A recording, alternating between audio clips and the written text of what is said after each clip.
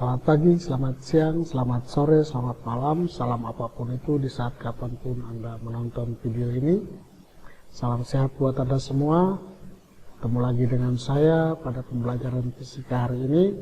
Harapan saya Anda semua selalu sehat dan bahagia sehingga bisa mengikuti pembelajaran meskipun dilakukan secara online dari rumah dengan baik.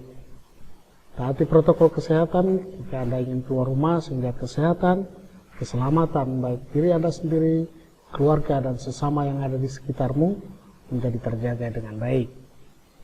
Pada hari ini kita masih melanjutkan pembelajaran kita yaitu tentang getaran, gelombang, dan bunyi. Pada video dan pembelajaran sebelumnya kita sudah mempelajari tentang getaran dan gelombang. Maka pada hari ini kita akan mempelajari materi tentang bunyi. Pada bunyi ini kita akan mempelajari 3 hal, yaitu yang pertama tentang pengertian bunyi, kemudian intensitas bunyi, dan yang terakhir kita akan bicara tentang efek Doppler. Efek Doppler ini sebetulnya materi yang Anda sudah pelajari di SMP dulu, tapi kita harus pelajari kembali lagi karena takutnya Anda lupa, supaya berkesinambungan antara intensitas bunyi dan efek Doppler. Baik, kita lihat satu persatu tentang pengertian bunyi. Bunyi adalah sesuatu yang timbul karena adanya sumber yang bergetar. Dengan getarannya yang merambat merupakan gelombang. Getaran yang merambat berupa gelombang. Gelombang bunyi yang merupakan gelombang mekanis sehingga merambat melalui berbagai medium.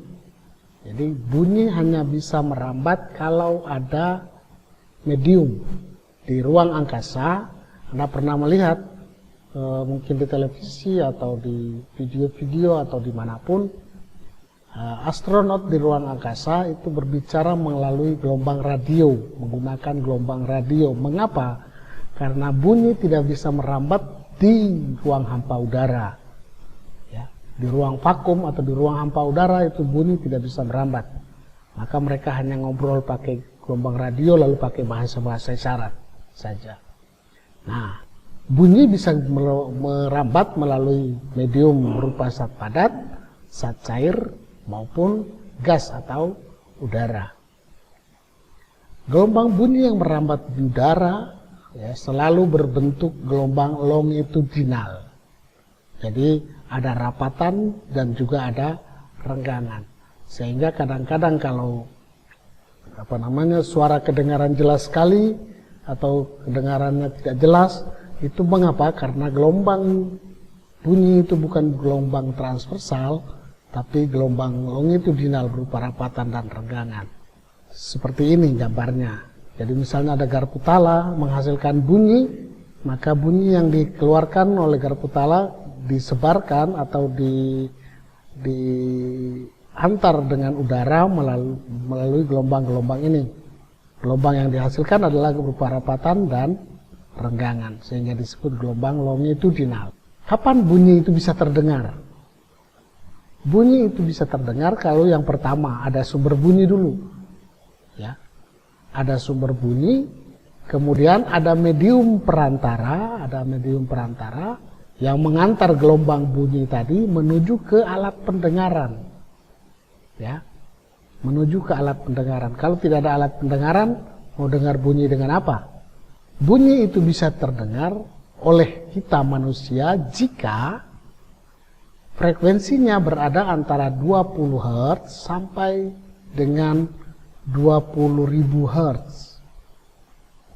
Bicara kita setiap hari, percakapan setiap hari itu frekuensinya kurang lebih 32 Hz. Kalau teriak itu sampai 40 Hz. Kalau 20 Hz itu artinya lumayan bising sekali, ya, ribut, berisik sekali, bahkan bisa memekakan telinga. Apa perbedaan antara tinggi rendahnya nada, tinggi rendahnya bunyi dan kuat lemahnya bunyi? Tinggi rendahnya bunyi itu dipengaruhi oleh frekuensi getaran, sedangkan kuat lemahnya bunyi itu tergantung pada amplitudo getaran. Oke? Jadi bedanya itu. Jadi kuat lemahnya bunyi itu tergantung pada amplitudo getaran. Nah, semakin jauh jarak sumber bunyi terhadap pendengar, semakin pendek dan semakin melemah amplitudonya, sehingga bunyi yang didengar, bunyi yang masuk ke telinga itu semakin kecil karena amplitudonya semakin kecil pula. Faktor-faktor yang mempengaruhi kuatnya bunyi, ya, amplitudo, kemudian jarak sumber bunyi dari pendengar, kemudian jenis medium. Kalau pada zat padat, medium zat padat atau bunyi lebih cepat merambat ketimbang zat cair dan gas. Maka speaker itu sering digunakan kabel-kabel yang berupa tembaga yang berbentuk padat, sehingga bunyi di gelombang yang disalurkan itu lebih cepat merambatnya ketimbang Bluetooth, ya, audio Bluetooth. Kalau semakin jauh dari sumber bunyi, maka semakin lambat, cepat rambat bunyinya semakin melambat. Beberapa jenis bunyi berdasarkan frekuensinya itu ada infrasonik, bunyi yang kurang dari 20 Hz. Nah, bunyi ini hanya bisa didengar oleh jangkrik. Nah, audiosonik atau bunyi yang frekuensinya 20 sampai 20.000 Hz. Ini bunyi yang bisa didengar oleh makhluk hidup, termasuk manusia. Dan juga ada bunyi ultrasonik lain, ada bunyi lain yang disebut dengan bunyi ultrasonik, yaitu bunyi yang frekuensinya lebih dari 20.000 Hz. Nah, bunyi ini sangat berguna, bermanfaat antara lain dalam bidang kedokteran. Bunyi ultrasonik ini menggantikan sinar X untuk mendeteksi penyakit yang ada di dalam tubuh manusia. Itu dengan menggunakan bunyi ultrasonik. Selain itu, ultrasonik juga digunakan untuk mengukur kedalaman laut.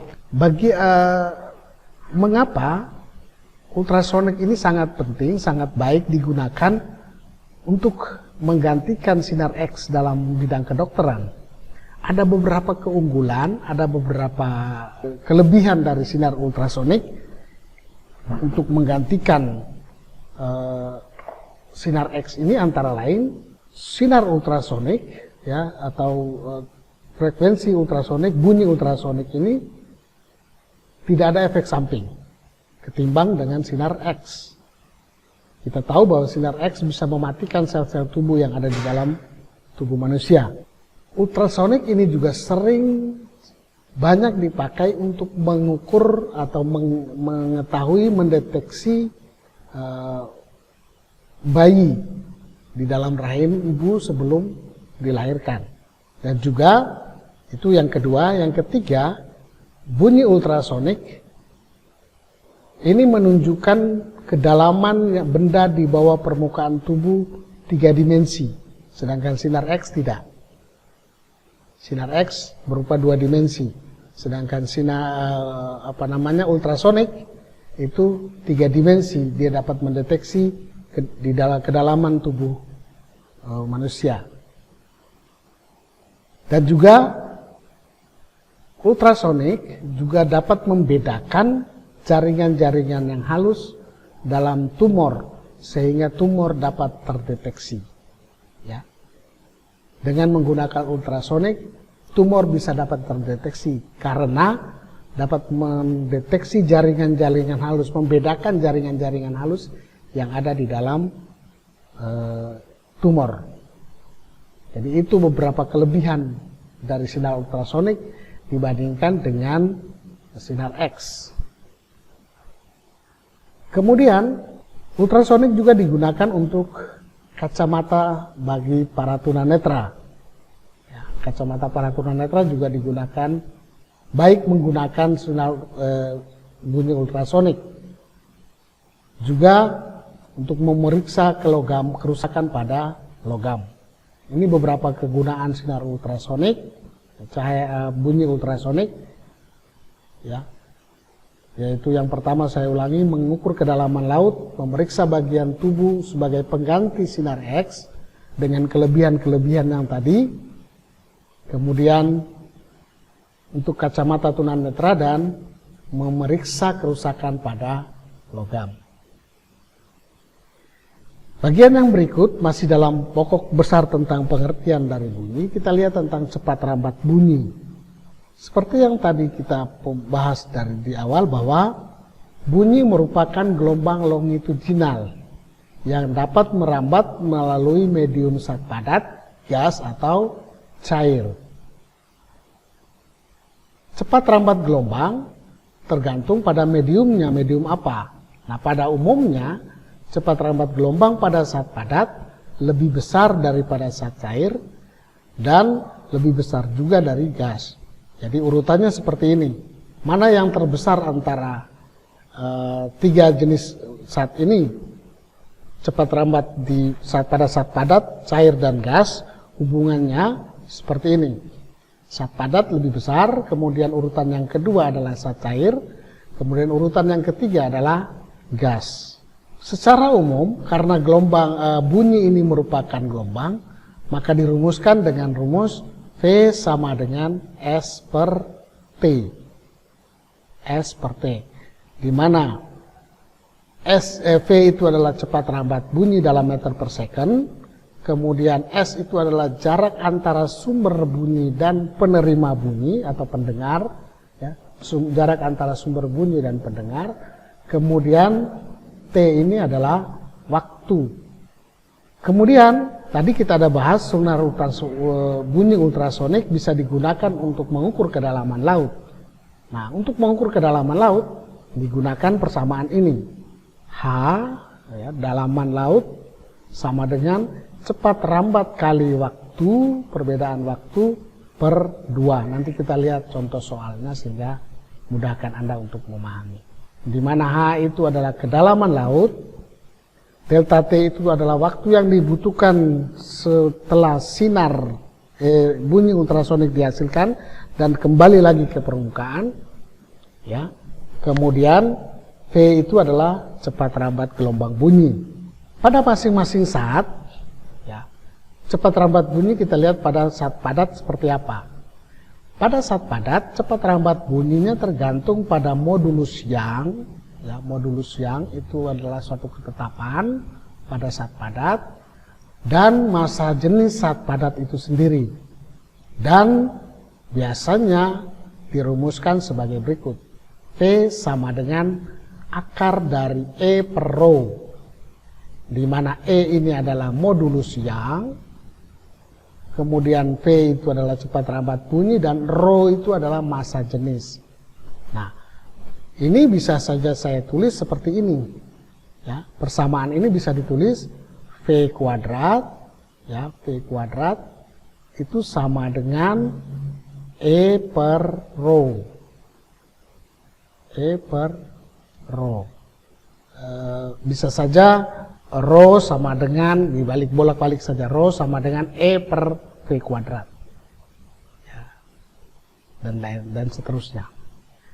Kemudian pada saat gas, bunyi pada saat gas atau pada udara, itu bunyi, cepat rambat bunyi tergantung pada suhu dan jenis gasnya. Pada suhu dan jenis gasnya. Dan dirumuskan dengan persamaan ini. Ya, V sama dengan akar dari gamma, ya, gamma RT per M, di mana V adalah cepat rambat bunyi, gamma itu adalah konstanta Laplace, ya, konstanta Laplace, kemudian R itu adalah konstanta umum gas, kemudian T itu adalah suhu dalam Kelvin, kemudian M itu adalah massa relatif molekul, ya, massa molekul relatif atau dalam kimia kita kenal dengan MR, baru kita bahas minggu kemarin, ya. cepat rambat bunyi dalam zat cair itu sangat tergantung pada modulus bulk dan massa jenis zat cair. Kalau pada zat padat itu modulus yang, sedangkan pada zat cair itu modulus bulk. Yang dirumuskan P sama dengan akar dari B per rho. B itu adalah bulk, sedangkan rho itu adalah massa jenis zat cair. Dan P itu adalah cepat rambat bunyi. Nah, saya harap Anda memahami ini sehingga bisa menyelesaikan soal-soalnya nanti. Yang berikut kita lihat tentang contoh soal dari persamaan-persamaan yang kita bahas dari tadi. Ya, persamaan-persamaan yang kita bahas tadi. Ada P sama dengan S per T, kemudian ada kedalaman. Sedangkan contoh soal untuk persamaan untuk cepat rambat bunyi di udara, di zat padat dan zat cair, Anda cukup mengingat persamaannya saja. Contoh seperti ini, sebuah sumber bunyi mengeluarkan bunyi. Bunyi tersebut terdengar oleh pengamat 1,5 detik kemudian setelah sumber bunyi itu berbunyi. Jarak antara sumber bunyi dan pengamat adalah 510 meter. Berapa kecepatan gelombang bunyi tersebut? Nah, dari soal ini sudah kita ketahui T sama dengan 1,5 second, ya. T itu sama dengan 1,5 second. Kemudian S atau X-nya itu sama dengan 150, maka yang ditanya adalah T sama dengan berapa? Nah, kalau kita jawab T sama dengan S per T. Ya, S per T. Nah, karena di sini saya pakai X, nah bisa saja kamu menggunakan T sama dengan X per T, juga sama. Ya. Sehingga sama dengan 510 per 1,5 sama dengan berapa? Ya. Silakan Anda hitung sendiri. Ya. Kita lihat contoh yang kedua. Suatu hari terlihat kilat dan 5 kemudian suara geledek berbunyi. Jika tingkat bunyi di udara atau cepat rambat bunyi di udara itu 340 meter per second dan cahaya cepat rambat cahaya jauh lebih besar daripada tingkat suara, berapakah jauh sumber guntur itu? Nah, dari sini T sama dengan berapa? 5, ya, T sama dengan 5 detik kemudian P sama dengan 340, maka S-nya sama dengan berapa? Atau X-nya sama dengan berapa? Jadi S sama dengan, kalau P sama dengan S per T, maka S sama dengan P kali T. Jadi sama dengan 340 dikali 5 itu sama dengan berapa? Silakan Anda hitung sendiri. Ya, silakan hitung. Kemudian contoh yang ketiga, nah, ini soal kedalaman laut. Suatu kapal ikan memancarkan gelombang bunyi ke dasar laut. 4 second kemudian terdengar bunyi pantul dari alat penangkap suara. Apabila cepat rambat bunyi di dalam air itu adalah 1400 meter per second, berapa kedalaman laut tersebut? Berapakah kedalaman laut tersebut? Nah, tadi kita tahu rumus H sama dengan V kali T per 2. Ya, P kali T per 2. Jadi P-nya sama dengan 1400 dikali T-nya itu sama dengan 4 detik per 2. Jadi ini 2 juga, maka 1400 kali 2 sama dengan berapa? Hitung sendiri. Ya. Jadi ada 3 ini saya sengaja tidak memberikan hasilnya supaya Anda juga hitung. Jangan hanya saya yang hitung saja ya. Ini sama dengan berapa? Ya gitu. Silakan Anda hitung sendiri. Yang berikut kita lihat tentang sifat-sifat gelombang bunyi.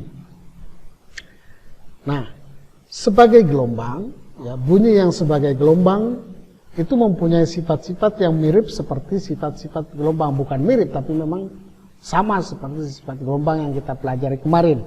Ada pemantulan, ada difraksi. Kita lihat tentang pemantulan. Beberapa contoh pemantulan dalam kehidupan ada gema. Gema adalah bunyi pantul yang terdengar setelah bunyi asal. Ini beda dengan gaung atau kerdam. Ya, beda dengan gaung atau kerdam. Itu kerdam atau gaung itu merupakan bunyi pantul yang terdengar hampir bersamaan dengan bunyi asal, sehingga bunyi asal tidak terdengar jelas. Ya, gaung atau kerdam, bunyi pantul yang dihasilkan hampir bersamaan dengan bunyi asal. Ini menyebabkan bunyi asal menjadi tidak terdengar jelas. Nah, bagaimana menghilangkan kerdam atau gaung ini? Bisa dihilangkan dengan peredam suara, ya, peredam suara. Nah, untuk memahami lebih jauh tentang peredam suara, silakan Anda belajar di desain interior. Ya, desain interior. Nah, kalau desain interior itu Anda akan pelajari itu.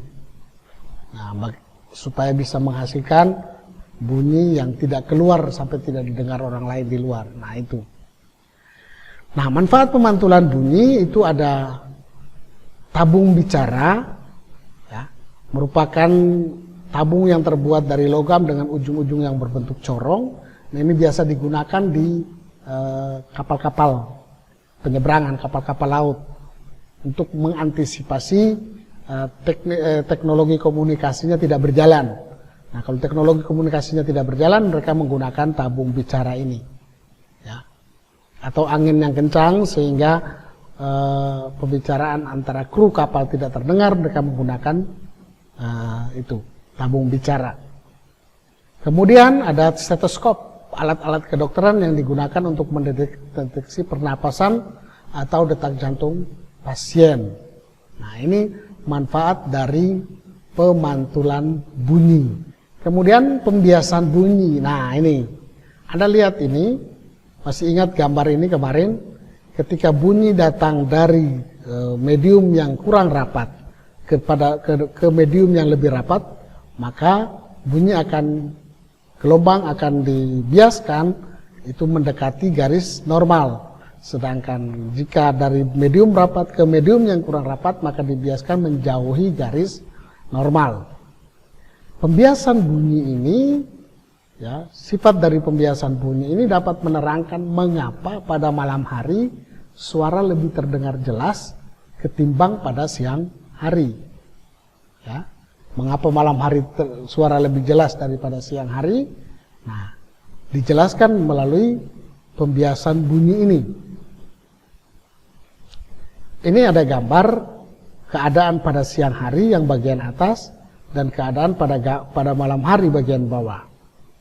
Nah, berdasarkan penelitian, pada siang hari itu karena tanah dan semua yang ada di alam ini berevaporasi atau menguap, ya, menguap sehingga mengakibatkan kerapatan udara di atas permukaan itu lebih rapat. Kerapatan udara di atas permukaan itu lebih rapat. Nah, karena kerapatan udara di permukaan itu lebih rapat, mengakibatkan bunyi itu makin lambat, bahkan dibelokkan ke atas untuk mencari celah yang lebih sempit, lebih luas untuk dia bisa merambat. Sedangkan pada malam hari itu keadaan udara di atas permukaan, kerapatan udara di atas permukaan lebih renggang, sehingga bunyi dengan leluasa ya diantar oleh medium udara ini ke pendengar. Nah, itulah mengapa pada malam hari lebih kedengaran jelas daripada siang hari ketika bunyi itu dikeluarkan. Itu pembiasan bunyi. Dan yang berikut tentang interferensi bunyi. Ya, ada interferensi bunyi. Di sini saya ada gambar tape recorder, kemudian ada speakernya yang dipasang sini. Tape ini adalah tape stereo. Ketika bunyi dihasilkan stereo kedua speaker ini, dan Anda kira-kira melewat ke sini, maka ada bunyi yang kedengaran jelas, mungkin musiknya atau suaranya. Nah, tiba-tiba menghilang ketika Anda sampai di sini, kemudian yang Anda dengar adalah yang di sini. Nah, ataukah juga bisa kedua-duanya terdengar pada saat Anda di sini. Nah, ketika kedua gelombang bunyi ini masuk, ya, Anda di sini, kemudian ini juga ke sini, ya, lalu bertemu di sini, lalu keluar menjadi gelombang ini, sehingga yang ini yang Anda dengar, maka inilah yang disebutkan dengan interferensi gelombang bunyi. Oke, itu. Nah, saya rasa ini sangat penting sekali buat Anda supaya Anda bisa berinovasi sendiri melalui teknik audio video yang nanti Anda pelajari. Nah, yang terakhir kita lihat tentang pelayangan bunyi. Dalam interferensi bunyi itulah kita kenal ada pelayangan bunyi. Nah, terjadi dua gelombang bunyi dengan amplitudo yang sama tetapi frekuensinya yang berbeda atau tinggi rendahnya yang berbeda.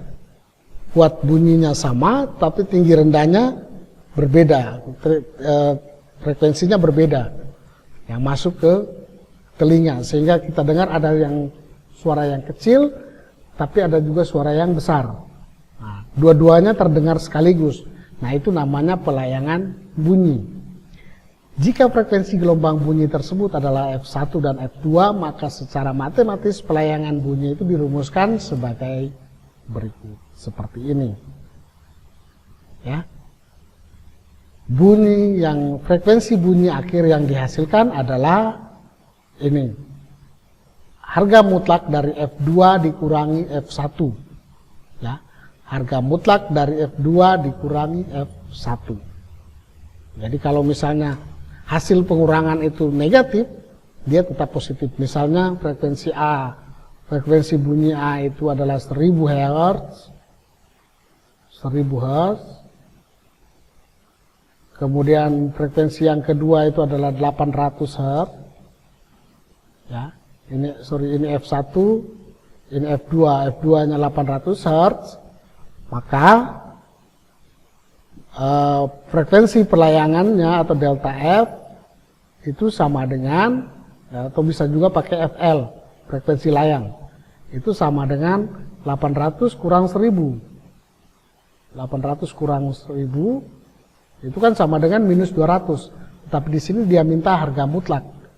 Ya, nilai mutlak dari 800 kurang 1000 jadi sama dengan 200. Frekuensinya adalah 200 Hz. Ya, itu untuk pelayangan bunyi, di mana F1, F2 itu adalah frekuensi pertama dan frekuensi bunyi pertama dan frekuensi sumber bunyi yang kedua. Ya, ini tugas yang harus Anda kerjakan.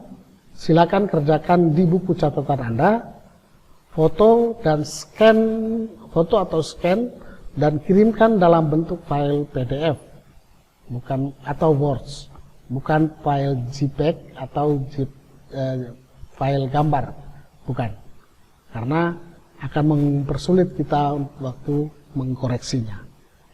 Dengan tugas ini maka berakhir pula pembahasan materi kali ini. Minggu depan akan ada video berikutnya masih dalam materi tentang bunyi, yaitu intensitas bunyi dan efek Doppler.